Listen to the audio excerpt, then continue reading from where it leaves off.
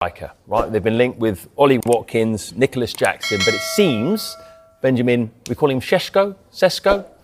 Hey, we have Tim Vickery a bit later on, maybe. He's great at pronunciations. Sesko, I think that's how you pronounce it. I won't be pronouncing it like that. It sounds like you've had a few when you say it that way. He's the front runner now.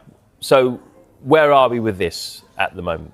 So Manchester United, we know, have really struggled to score goals in the last 12 months, something Ruben Amorim has highlighted many a time. And as we understand it, Manchester United have held initial talks with RB Leipzig over Benjamin Sesko. 13 goals in the Bundesliga last season. And we were just talking about earlier, Jay, that he's got a variety of goals, didn't he? And that is something I think Ruben Amorim wants in his team, not just the lack of goals, but someone who can work in his system. And I mean, what do you think, Jay, in terms of Sesko and what he could add to the Premier League? Yeah, no, I think he's a really good player. Obviously, he's a young player as well.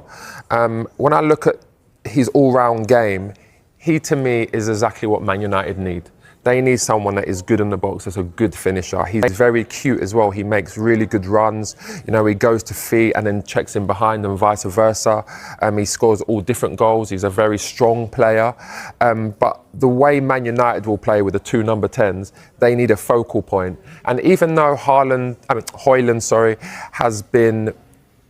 he's been good in games. You've seen he went for a season.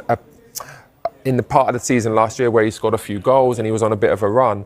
But ultimately, I feel like Sesko could be that upgrade where, especially when they're putting balls on the box from wide areas, he's that kind of fox in the box, but then he's got that imagination as well to get involved in the game a bit more than Højlund does. So where would that leave Højlund then? If Sesko comes in, I know he's... have to caveat it with, well, if someone puts this amount of money on the table, Brentford may find it difficult to resist.